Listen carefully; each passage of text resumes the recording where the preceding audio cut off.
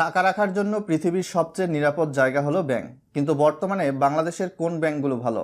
এটি এখন সবার মধ্যে কমন প্রশ্ন হয়ে দাঁড়িয়েছে। যে কোনো ব্যাংকেই চাইলে ভালো বলা যায় না। সেরাদের সেরা হতে গেলে কিছু নির্দেশক বা প্যারামিটার অনুসরণ করতে হয়। ব্যাংক হচ্ছে এমন একটা প্রতিষ্ঠান যারা সারপ্লাস ইউনিট, অর্থাৎ যাদের কাছে টাকা রয়েছে তাদের কাছ থেকে টাকা বা ডিপোজিট কালেকশন করে, ডিপিসিটি ইউনিট অর্থাৎ সাধারণ মানুষকে ঋণ প্রদান করে সহযোগিতা করে, আর নির্দিষ্ট সময় পর ডিপিসিটি ইউনিট থেকে মূল টাকা এবং মুনাফা সহ সারপ্লাস ইউনিটের কাছে পৌঁছে দেয়। ভালো কোন ব্যাংকটি জানতে হলে আপনাকে কিছু বিষয় অনুসরণ করতে হবে, তাহলে নিজেই নির্বাচন করতে পারবেন। 1 নাম্বার, কোন ব্যাংকের এডিআর রেশিওটা ভালো? এডিআর রেশিও ভালো বলতে কি বোঝাবে, আর এডিআর রেশিও অর্থ কী? এডিআর রেশিওর একটা লিমিটও আছে। এডিআর রেশিওটা হচ্ছে লোন ডিপোজিট রেশিও, অর্থাৎ এই যে সারপ্লাস ইউনিটের কাছ থেকে ব্যাংক যে ডিপোজিট কালেকশন করলো এ থেকে কত টাকা পর্যন্ত লোন দিতে পারবে। প্রাইভেট কমার্শিয়াল ব্যাংকগুলো সাধারণত 82% পর্যন্ত লোন দেয়, আর যারা ইসলামিক ব্যাংকিং কার্যক্রম পরিচালনা করছে তারা 90% পর্যন্ত লোন দিতে পারে। এখন কোন কোন ব্যাংক অনেক সময় বেশি লোন দিয়ে ফেলে? যখন বেশি লোন দিয়ে ফেলবে তখন ব্যাংকটি লিকুইডিটি ক্রাইসিসে পড়তে পারে, ফলে সে ব্যাংকটা খারাপ হবার সম্ভাবনা রয়ে যায়। ফলে যারা বেশি লোন দিয়ে ফেলে তারা ভালো না, আবার যারা কম লোন দিচ্ছে তখন তাদের ইনকামটাও কমে আসবে, ফলে সেই ব্যাংকটিও ভালো না। যারা দেখা যাচ্ছে 70 থেকে 80%-এর মধ্যে লোন দিচ্ছে, আমরা বুঝে নিব সেই ব্যাংকটি ভালো। এই এডিআর রেশিওটা আমরা কোথায় দেখতে পাবো? প্রত্যেক ব্যাংকের 3 মাস পর পর ফিনান্সিয়াল রিপোর্ট প্রকাশ করে। সেই রিপোর্টটা দেখে বুঝে নিতে হবে যে কোন ব্যাংকের এডিআর রেশিওটা কেমন। 2 নাম্বার, দেখতে হবে কোন ব্যাংকে লোন ক্লাসিফিকেশনটা বেশি আর কোন ব্যাংকে লোন ক্লাসিফিকেশনটা কম, বা নন পারফর্মিং লোন আমরা যেটাকে বলি, অর্থাৎ খেলাপি ঋণ। যারা আমাদের লোন দেয় এই সকল ব্যাংক লোন দেওয়ার পর লোনের একটা অংশ খারাপ লোনে পরিবর্তিত হয়। এই যে আমরা এখন বিভিন্ন ব্যাংকের নাম শুনতে পাচ্ছি যারা চরম তারল্য সংকটে ভুগছে, যেই ব্যাংকগুলোকে এক ব্যাংক থেকে অন্য ব্যাংক আন্তঃলেনদেনের মাধ্যমে সহযোগিতা দিচ্ছে, এই ব্যাংকগুলোতে গ্রাহকরা গিয়ে কিন্তু ঘন্টার পর ঘন্টা অপেক্ষা করতে হচ্ছে 5 থেকে 10,000 টাকা উত্তোলনের জন্য। অর্থাৎ কোনো একটা গ্রুপ টাকা তুলে নিয়েছে, তারা খারাপ লোন দিয়ে ফেলেছে বেশি। এই যে খারাপ লোন দেওয়ার ফলে কি হচ্ছে, লোনের অবস্থা ও ব্যাংকের অবস্থা খারাপ হয়ে যাচ্ছে, ক্লাসিফিকেশনটা বেড়ে যাচ্ছে। আর ক্লাসিফিকেশনটা বেড়ে গেলে কি হবে? আপনার টাকাটা অরক্ষিত হয়ে পড়বে। তাই লোন ক্লাসিফিকেশন রেশিওর দিকেও গুরুত্ব বিবেচনা করতে হবে। যে ব্যাংকের লোন ক্লাসিফিকেশন রেশিও খুবই কম, সেক্ষেত্রে বুঝবেন ব্যাংকটি ভালো। 3 নাম্বার, ব্যাংকের পরিচালনা বোর্ডে বা ম্যানেজমেন্টে কারা আছে, বা বোর্ডে সদস্য কারা। আপনি যখন একটা পণ্য কিনতে যান কি করেন? বলেন যে ভালো ব্র্যান্ডের পণ্য কিনবেন।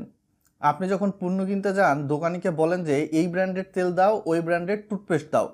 তাহলে কি আপনি ভালো ব্র্যান্ড খোঁজেন, তাই না? আপনি দেখবেন যে এই বা ওই ব্যাংকের পরিচালনা বোর্ডে কারা আছে, সেই মানুষগুলো কেমন। তাদের যদি ব্যবসায়িক সুনাম ভালো হয় তাহলে তাদের ব্যাংকটা অবশ্যই ভালো হবে। আর যদি দেখেন যে পরিচালনা বোর্ডে কোনো চিটার বাটপার বসে আছে, তাহলে কি সিদ্ধান্ত নিতে হবে আপনি সাধারণ নাগরিক হিসাবে ভালো জানেন। এটা একদম সহজেই বুঝতেই প্রথমেই ব্যাংকটির ওয়েবসাইটে যাবেন, দেখবেন বোর্ড অফ ডিরেক্টরসে কারা আছে, তারা ভালো নাকি মন্দ মানুষ। 4 নাম্বার, যারা শেয়ার বিজনেস করে তারা কিন্তু অনেক ক্যালকুলেশন করে শেয়ার কিনে। শেয়ার প্রাইসটা নর্মালি কীরকম হয়? যে কোম্পানির অবস্থান ভালো তার শেয়ার প্রাইসটা বেশি হয়, আর যে কোম্পানির অবস্থান খারাপ তার শেয়ার প্রাইসটা কম হয়। এজন্য দেখতে হবে যে এই বা ওই ব্যাংকের শেয়ার প্রাইস কত। আপনি দেখবেন যে কোনো ব্যাংকের শেয়ার প্রাইস 20 টাকারটা হয়ে আছে 10 টাকা, 10 টাকারটা হয়ে আছে 5 বা 6 টাকা। আবার কোনো ব্যাংকের শেয়ার প্রাইস তুলনামূলক 10 টাকারটা হয়ে আছে 20 টাকা 15 টাকা। এক্ষেত্রে তুলনামূলক ভালো যে শেয়ারের দাম সেই ব্যাংকেও টাকা রাখতে পারেন। ভিডিওটা এখন পর্যন্ত দেখে থাকলে ভিডিওটা লাইক করে চ্যানেল নতুন হলে সাবস্ক্রাইব করে দিতে ভুলবেন না, যাতে আরও অনেক মানুষ উপকৃত হয়। 5 নাম্বার, এনএভি বা নেট অ্যাসেট ভ্যালু।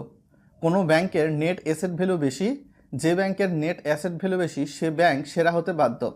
যে ব্যাংকের নেট অ্যাসেট ভ্যালু বেশি সেখানে আপনি অর্থ রাখতে পারেন।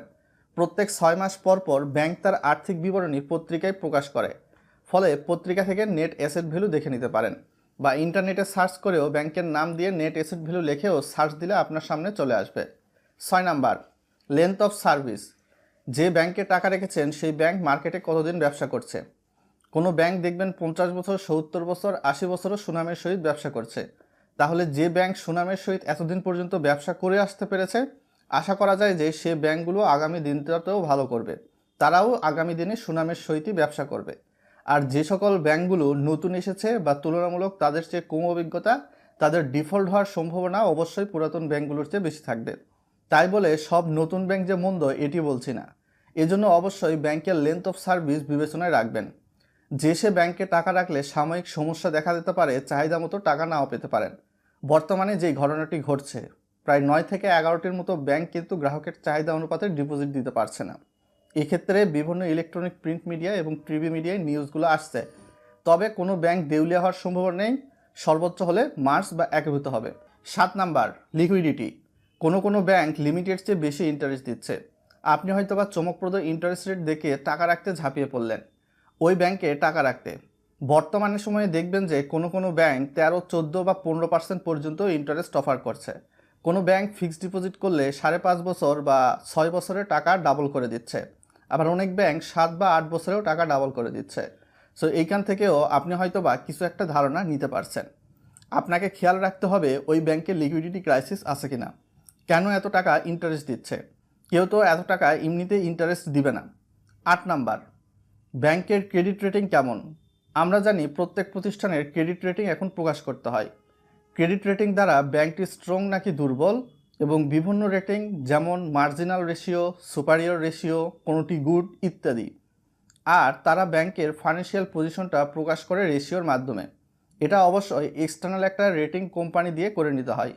তবে বর্তমানে কোনো ব্যাংক কোনো প্রতিষ্ঠানকে উত্তর দক্ষিণা দিয়ে এই রেটিং করে নেয়। তো সেক্ষেত্রে কোনো ব্যাংকের রেটিং দেখার পূর্ব মুহূর্তে দেখবেন যে ইন্টারন্যাশনাল কোনো কোম্পানির রেটিং দিয়েছে কিনা।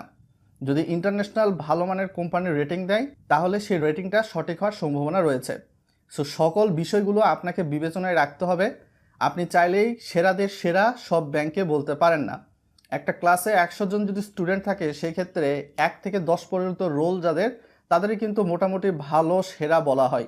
ঠিক তেমনিভাবে দেশে 61টা ব্যাংক আছে। 61টা ব্যাংকের মধ্যে সকল ব্যাংকেই আপনি সবচেয়ে ভালো শক্তিশালী সেরাদের সেরা তকমা দিতে পারেন না। হ্যাঁ, এটি হয়তোবা সকলেই বুঝে গিয়েছেন। ব্যাংকের ইয়ার ইন ইয়ার প্রফিট গুড দেখেও ব্যাংককে মূল্যায়ন করা যায়। ব্যাংক যদি গ্রাহকের সব সেবা সময় মতো দিতে পারে তাহলে সে ব্যাংকের উপর গ্রাহকের ভরসা সৃষ্টি হয়। গ্রাহকদের আস্থায় পারে একটি ব্যাংককে টিকিয়ে রাখতে। তাই আপনি যেই ব্যাংকেই ব্যাংকিং করছেন সেখানেই আস্থা রাখুন।